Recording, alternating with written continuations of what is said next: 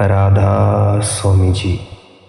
आज के सत्संग का विषय है कलयुग में मुक्ति पाने का सबसे आसान रास्ता कौन सा है। आज का सत्संग बड़ा ही ज़्यादा महत्वपूर्ण है। इस सत्संग को अंत तक ज़रूर सुनिएगा, तभी आपको यह आसान सत्संग आसानी से समझ आ पाएगा। वाणी स्वामी जी महाराज। कलयुग कर्म धर्म नहीं कोई, नाम बिना उद्धार ना होई। कलयुग में आकर अगर कोई ऊंचे से ऊंचा कर्म या धर्म है तो वह नाम की कमाई है, शब्द की कमाई है, और इसके बिना हमारा कभी उद्धार हो नहीं सकता। गुरु नानक देव जी की वाणी है, नाम बिसार चलह अन मार्ग, अंत काल पछताही। फरमाते हैं, अगर तुम नाम की कमाई का तरीका छोड़कर किसी दूसरे रास्ते या तरीके पर चलने की कोशिश करोगे तो आखिर मौत के समय तुम्हें पछताना पड़ेगा कि यूं ही अपने कीमती समय को व्यर्थ की बातों में फंसाकर बर्बाद कर दिया। स्वामी जी महाराज फरमाते हैं, करो भक्ति जो कर्म रहा, कि वह भक्ति करो जिसके द्वारा आपके कर्मों में और वृद्धि न हो जाए, जिनका नतीजा भुगतने के लिए फिर बार बार देह के बंधनों में न आना पड़े। जप तप दान पुण्य पूजा पाठ आदि साधन जिन्हें हम मालिक की भक्ति समझे बैठे हैं, इन सब का फल भोगने के लिए हमें बार बार देह के बंधनों में आना पड़ता है। मैं पहले भी बताता आया हूँ, पिछले सत्संगों में हजूर जी भी बहुत से सत्संगों में फरमाते आए हैं कि कोई राजा महाराजा बनकर आ जाता है, कोई सेठ शाहूकार बनकर आ जाता है, तो कोई हुकूमत प्राप्त करके आ जाता है। इसी प्रकार सी क्लास से छुटकारा पाकर ए क्लास प्राप्त हो जाती है, लेकिन देह के बंधनों में तो फिर भी आना पड़ा। ज़्यादा से ज़्यादा हम इस दुनिया के स्वर्गों तक पहुंच जाते हैं, ये भी कुछ अवधि के लिए हैं, फिर से हम नरकों में पड़ते हैं, 84 के चक्रों में पड़ते हैं। लेकिन नाम की कमाई हमारे कर्मों के सिलसिले को ही खत्म कर देती है। यह हमारी आत्मा को निर्मल और पवित्र कर देती है। कर्मों का सिलसिला हमारे मन के साथ है। जब मन शब्द की कमाई करके, शब्द की लज्जत प्राप्त करके वापिस अपने ठिकाने ब्रह्म त्रिकुटी में पहुंच जाता है, तो आत्मा अपने आप ही उसके पंजे से आज़ाद हो जाती है। वही चीज़ हमें मन और माया के दायरे से पार ले जा सकती है, जो मन और माया के दायरे से पार से आती हो। वह शब्द कहाँ से आता है? वह शब्द सचखंड से आता है। जब हम अपने ख्याल को उसके साथ जोड़ देते हैं तो हम भी मन और माया के दायरे से पार चले जाते हैं। इसीलिए स्वामी जी महाराज जी समझाते हैं, शब्द कर्म की रेख कटावे।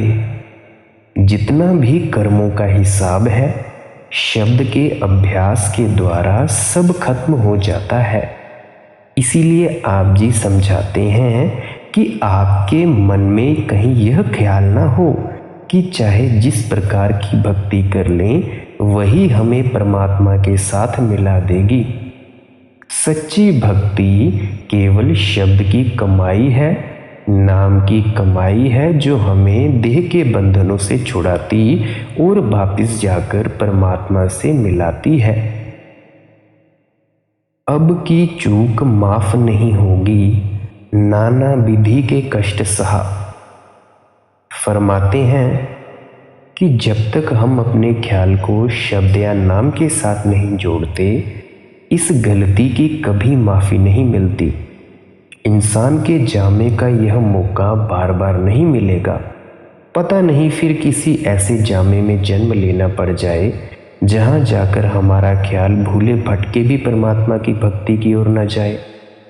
इसीलिए समझाते हैं कि हम सबको इस मौके का पूरा पूरा लाभ उठाना चाहिए।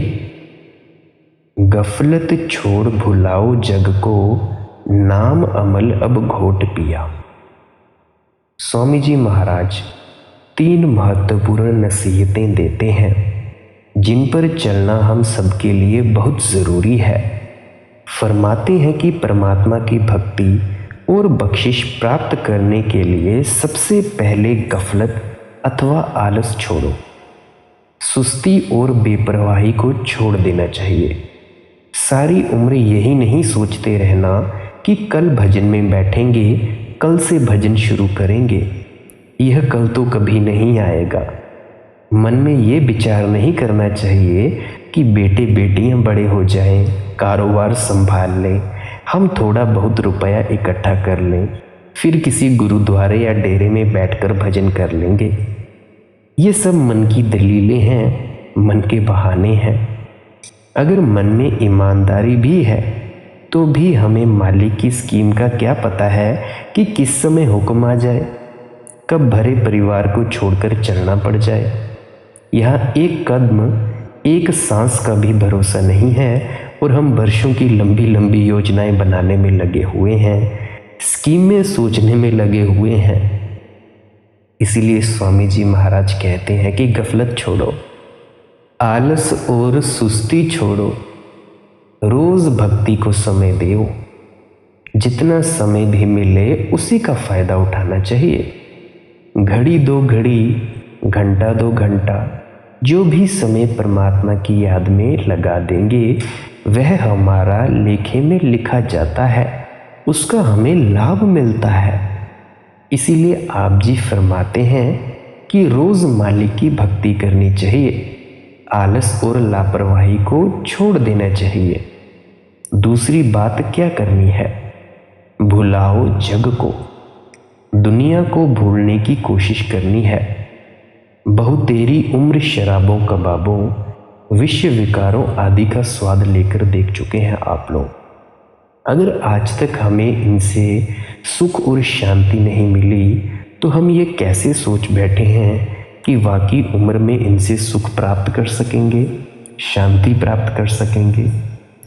स्वामी जी महाराज ये नहीं कहते कि दुनिया को छोड़ देना है, आप जी कहते हैं कि दुनिया को भूलने की कोशिश करनी है, अपने मन को दुनिया से निकालना है। महात्मा ये नहीं समझाते कि आप बाल बच्चों को छोड़कर जंगलों पहाड़ों की ओर भागने की कोशिश करो।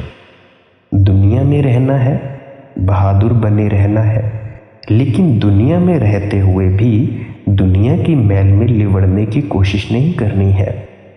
हजूर महाराज जी हमें मिसाल देकर समझाया करते थे कि अगर मक्खी शहद के किनारे पर बैठती है तो वह शहद की लज्जत भी हासिल कर लेती है और सूखे परों से उड़ भी जाती है, लेकिन अगर वह शहद के अंदर धंस जाती है तो लज्जत भी हासिल नहीं कर सकती और तड़प तड़प कर जान भी दे देती है। इसी तरह अगर हम दुनिया की असलियत को समझते हुए दुनिया में रहेंगे तो हम दुनिया के साथ अपने कर्मों का सिलसिला यहीं ख़त्म कर जाएंगे और अपना भी कुछ बना कर जाएंगे। अगर परमात्मा को भुलाकर हमेशा दुनिया को ही अपना बनाने की कोशिश में लगे रहेंगे तो यह ना तो आज तक किसी की बनी है और ना ही बनेगी। इसका मुहैया प्यार हमें इसके साथ ही बांध कर रखता है। हमें बार बार यहीं जन्म मरण के दुखों में आना पड़ता है। हजूर महाराज जी समझाया करते थे कि जिस प्रकार एक विवाहित लड़की अपने माता पिता के घर में रहती है, माता पिता की सेवा भी करती है, सखियों सहेलियों के साथ हंसती खेलती भी है, चौके चूल्हे का काम भी करती है, लेकिन पीहर के रहते हुए भी अपने ख्याल को अपने पति के चरणों में रखती है, अपने पति को कभी नहीं भूलती। उसका नाम, उसका मन और चित्त हमेशा पति के चरणों में रहता है। इसी तरह हमें दुनिया में रहते हुए भी अपने ख्याल को उस मालिक की भक्ति में रखना है, उसके प्यार में रखना है। हमारा पति कौन है? वह परमात्मा है, वाहिगुरु अकाल पुरुष परमेश्वर है। हमें अपनी लिव और अपने ध्यान को उसी के ख्याल, उसी के प्यार में लगाए रखना है। बाल बच्चों को छोड़कर हमारे अंदर मालिक से मिलने का कोई बहुत ज़्यादा शौक या प्यार नहीं पैदा हो जाता, क्योंकि हमारी जो जो ज़रूरतें हैं, हम चाहे कहीं भी भागकर चले जाएं, ये ज़रूरतें हमारे साथ ही जाती हैं। हमें देह में बैठकर किन किन चीज़ों की ज़रूरत पड़ती है? सबसे पहले पेट को खाने की ज़रूरत पड़ती है, शरीर को किसी कपड़े की ज़रूरत पड़ती है, और गर्मी और सर्दी से बचने के लिए किसी मकान या झोंपड़ी की ज़रूरत पड़ती है। हम घबराकर इस दुनिया को छोड़कर भागने की चाहे जितनी मर्जी कोशिशें कर लें, ये कभी हमारा पीछा नहीं छोड़ती। हम क्या करते हैं? अपनी कमाई छोड़ देते हैं, अपने बाल बच्चों की कमाई छोड़ देते हैं, अपनी मेहनत छोड़ देते हैं, फिर लोगों के आके हाथ फैलाना पड़ता है, आश्रमों का सहारा लेना पड़ता है। हम सफ़ेद वस्त्र उतारकर भगवे नीले या पीले वस्त्र पहन लेते हैं, लेकिन कपड़े तो फिर भी पहनने ही पड़े। अपने घर का सुख और आराम छोड़ा, लोगों के घरों का सुख और आराम लेना पड़ता है। अगर छूटती कौन सी चीज़ है हमसे? इसीलिए गुरु नानक साहिब जी फरमाते हैं, जैसे जलमह कमल निरालम मुरगाई न साणे, सुरत सबद भव सागर तरिए नानक नाम बखाणे। समझाते हैं, जिस प्रकार मुर्गा भी पानी में रहती है, पानी में ही खाती पीती है, लेकिन जब उड़ती है तो सूखे परों से उड़ जाती है। कमल के फूल की जड़ें पानी में होती हैं, लेकिन फूल पानी के बाहर होता है। इसी प्रकार सुरत शब्द जो भेद है, हमें अपनी सुरत या आत्मा को उस शब्द के साथ जोड़कर इस भवसागर से पार हो जाना है। लेन देन का सिलसिला भी खत्म करना है और अपना भी कुछ बनाकर ले जाना है। आखिर ये किस तरह होगा? ये होगा सुरत शब्द के अभ्यास के द्वारा, नाम की कमाई के द्वारा। इसीलिए स्वामी जी महाराज ने फरमाया है कि सबसे पहले गफलत को छोड़ना है, फिर दुनिया को भुलाने की कोशिश करनी है, दुनिया को छोड़ने की कोशिश नहीं करनी। अब आते हैं तीसरी बात की तरफ। तीसरी बात अब हमने क्या करनी है? नाम अमल अब घोट पिया। जो भी हम शब्द या नाम की कमाई करते हैं, जो भी परमात्मा हमारे अंदर दया मेहर और बख्शिश करता है, मालिक की उस बख्शिश को हमें अपने अंदर हजम करने की कोशिश करनी है। कौड़ियों की तरह उसे बाहर खड़काना शुरू नहीं कर देना है। रिद्धियों सिद्धियों के चक्करों में नहीं फंसना है। लोगों से माथे टिकवाने के लिए करामातें करनी शुरू नहीं करनी है।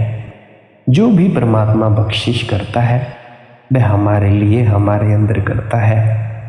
जितना उस बख्शिश को हम अपने अंदर जज्ब हजम करके रखेंगे, वह और अधिक दया मेहर और बख्शिश करेगा। हजूर महाराज जी समझाया करते थे कि अगर शेरनी का दूध रखना हो तो आम कहावत मशहूर है, उसके लिए सोने के बर्तन की ज़रूरत पड़ती है।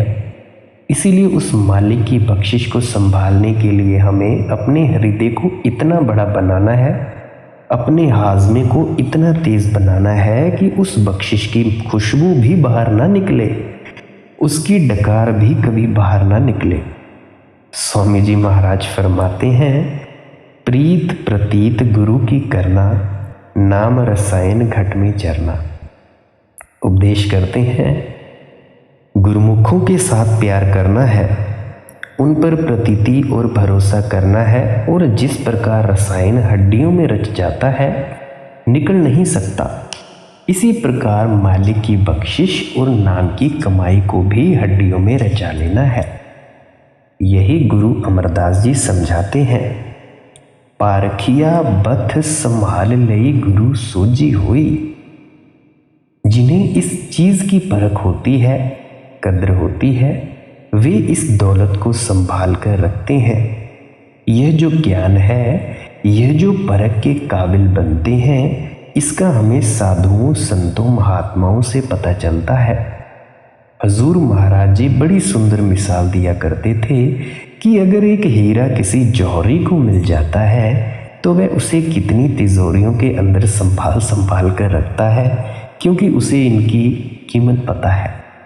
अगर वही हीरा किसी कुम्हार को मिल जाए तो वह उसे गधे के गले में बांध देता है, उसको इसकी कद्र नहीं होती। इसीलिए आप जी फरमाते हैं कि जिन्हें इस बख्शिश की कद्र है वे इसे बहुत संभाल संभाल कर रखते हैं। कबीर साहिब जी हमें यही उपदेश देते हैं, तो सुनिए।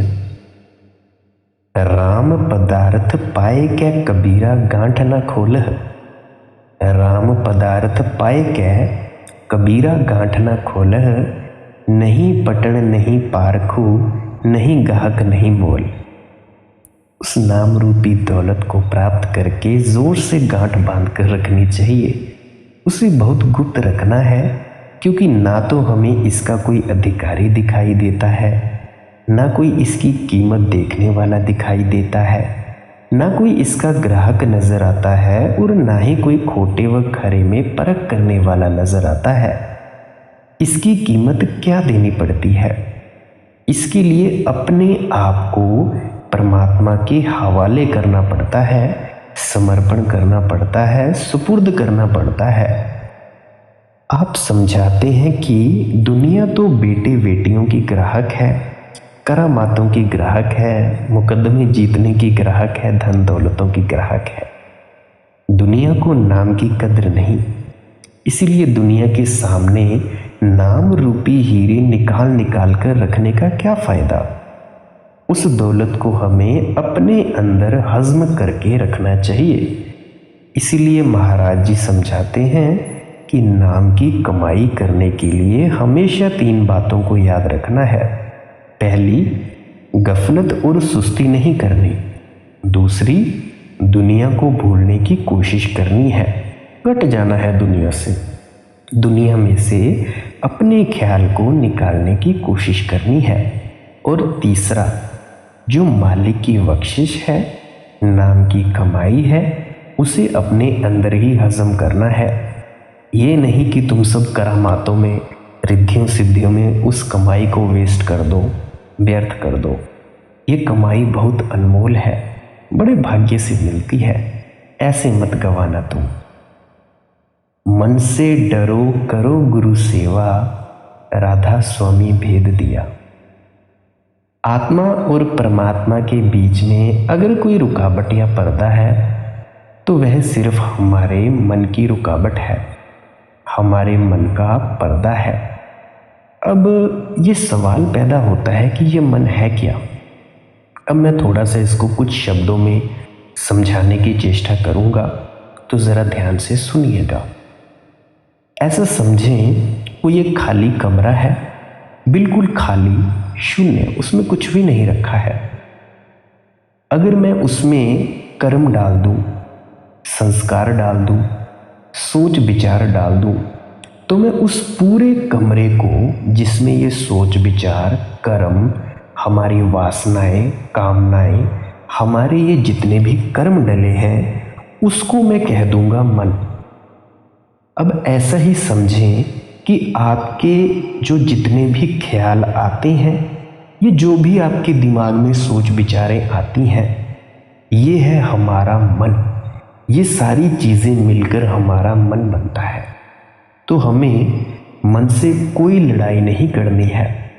हाँ, वैसे लड़ाई तो मन के साथ ही है, पर मन से लड़ाई करने का एक बड़ा अद्भुत फॉर्मूला बताता हूँ, सबसे आसान रास्ता। आप जी ने क्या करना है? मन जो भी करता है, जो भी बोलता है, ये बोलता कैसे है? कोई सोच विचार आया, कोई आपके आंखों के सामने छवि आई, आने देना है उसको और जाने देना है। कोई छेड़खानी नहीं करनी है कि भाई ये अच्छा विचार है, ये रहना चाहिए, या उसमें लीन ही हो जाना है, या ये बुरा विचार है, या इससे मुझे बुरा लगता है, ये नहीं आना चाहिए, इस खींचातानी में नहीं पड़ना है। उन विचारों को, कर्मों को आने देना है और जाने देना है। आप सभी ने एक देखने वाला बना रहना है।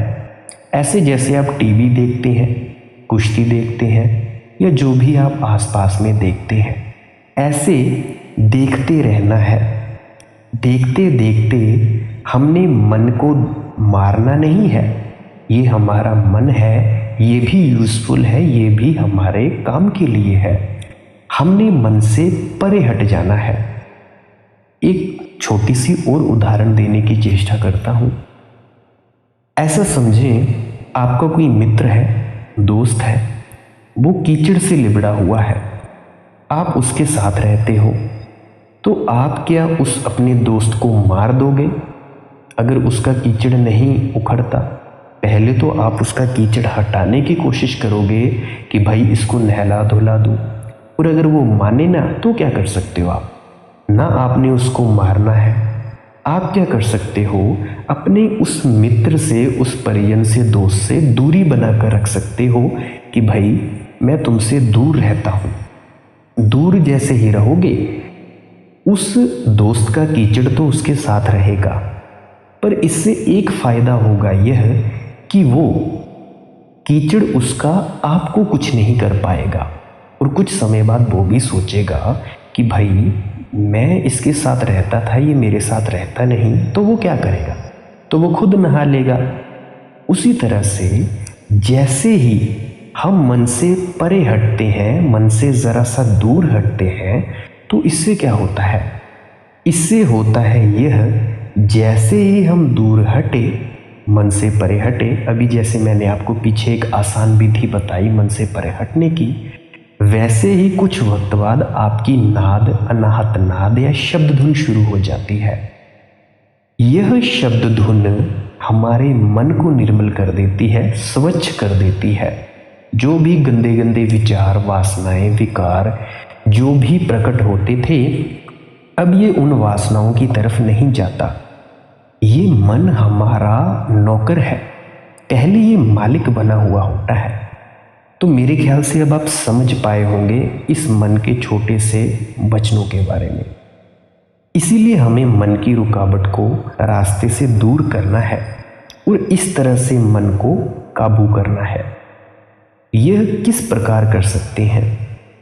एक और रास्ता है, करो गुरु सेवा, कि सतगुरु की सेवा करके उनके दिए हुए उपदेश पर चलकर जब हम उनके समझाने के अनुसार नाम या शब्द की कमाई करके मन की रुकावट को दूर करते हैं, तो हमारा उस राधा स्वामी, उस परमपिता परमेश्वर अल्लाह वाहिगुरु कुल मालिक परमात्मा के साथ हमेशा के लिए मिलाप हो जाता है। यह राधा स्वामी किसी कौम या मजहब का नाम नहीं है, ना ही राधा स्वामी जी, ना ही स्वामी जी महाराज का कोई कौम या मजहब बनाने का ख्याल था। मैं हमेशा बताता हूँ आपको कि संत महात्मा इस दुनिया में कोई कौम या मजहब बनाने के लिए नहीं आते, ना ही वे हमारे हाथों में तलवारें देने के लिए आते हैं। वे तो सिर्फ हमसे परमात्मा की भक्ति करवाकर, हमें देह के बंधनों से आज़ाद करवाकर उस परमात्मा से मिलाने के लिए आते हैं। लेकिन आम तौर पर हम ऐसे मालिक के भक्तों और प्यारों के जाने के बाद बाहिरमुखी हो जाते हैं, कर्म कांडों में फंस जाते हैं। हम उनके उपदेश को छोटे छोटे दायरों में बंद करके कौमों, मजहबों, मुल्कों की शक्ल देने की कोशिश करते हैं और एक दूसरे के साथ लड़ाई झगड़े करने शुरू कर देते हैं। आखिर हम ऐसा क्यों करते हैं? ये भी बड़ा महत्वपूर्ण सवाल है। हम ऐसा तो करते हैं अपनी मान बढ़ाई के लिए, कुछ अपने पेट के खातिर करते हैं।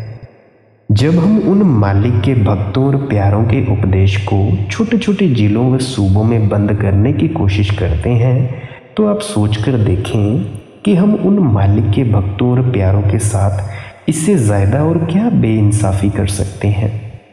इसीलिए राधा स्वामी कौम या मजहब नहीं है। जिस तरह अन्य महात्माओं ने अपने अपने प्यार में आकर उस कुल मालिक के हजारों अनेकों नाम रखे हुए हैं, इसी तरह अपने प्यार में आकर उस कुल मालिक की एक और नाम रख दिया, जिसको हम राधा स्वामी कहते हैं।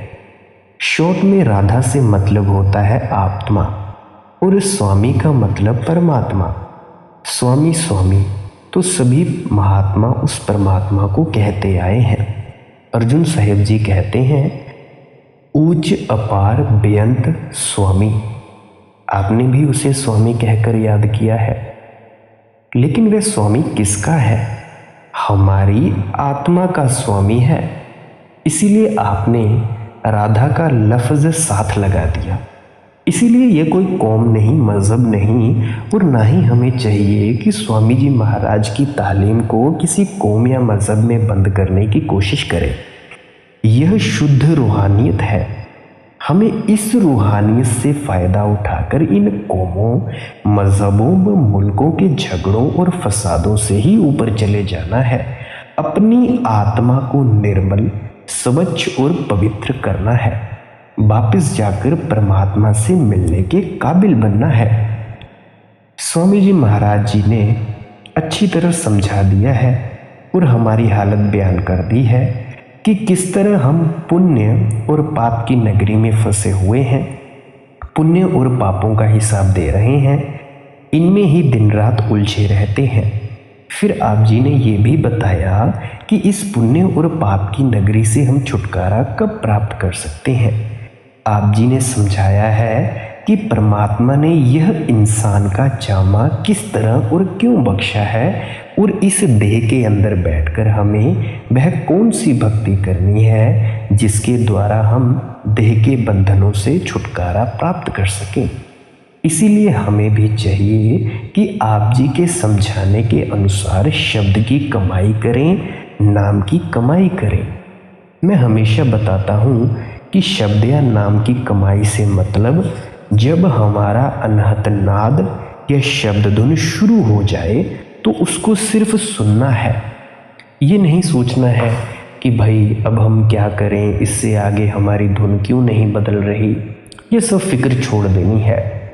और एक और बात, ये भी फिक्र आप सभी ने छोड़ देनी है कि हमारी अनहत नाद या शब्द धुन शुरू नहीं हुई तो मैं इससे परेशान हो जाऊंगा या परेशान हो जाऊंगी। इससे भी आपने परेशान नहीं होना है। ये जो भी शब्द धुन शुरू होती है, जिसकी भी होती है, ये सब उसी की मर्जी से होती है। और अगर आप लोग ये सोचेंगे कि आपके करने से शुरू होगी तो ये तो आपकी गफलत है। अब सोचें कि आपने अगर किसी को बुलावा भेजना हो तो वो आपको आपकी तरफ से बुलावा भिजवाएगा या आप उसको बुलावा भेजेंगे। अगर आप उसे चिट्ठी पत्री भेजेंगे या इनविटेशन भेजेंगे तभी तो वो आएगा ना। इसीलिए परमात्मा भी वो बुलावा भेजता है जिसका नाम है अनाहत नाद या शब्द धुन। जब वह शुरू हो जाती है तब समझ लेना कि परमात्मा ने आपको चुन लिया और उसने आपको चुना और आपको समझ जाना चाहिए कि अब आपका जाने का वक्त आ गया है। एक जन्म नहीं तो 2 जन्म, 2-3 जन्मों में तो निपट ही जाओगे, ये आपकी इच्छा है। वो किसी बिचौलियों को बीच में नहीं रखता कि भाई किसी पंडित, पादरी या कोई गुरुद्वारे में बैठा भाई या कोई मौलाना को बोलेगा कि भाई तुम बताओ। नहीं नहीं, वो खुद ही जवाब देता है। उसको कोई बिचौलिए की ज़रूरत नहीं है। अगर उसे बिचौलिए की ज़रूरत पड़ती तो वो सबसे मूर्ख होता। तो प्यारी साथ संगत जी, मेरी दृष्टि से आज का सत्संग आपको समझ आ गया होगा। अगर कोई प्रश्न हो तो कमेंट सेक्शन में पूछ लीजिएगा।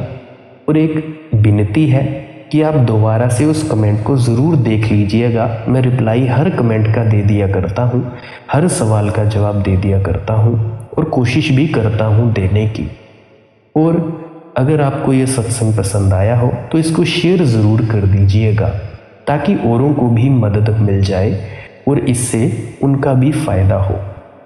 अंत में आपके अंदर बैठे परमात्मा को नमस्कार करता हूँ। राधा स्वामी जी।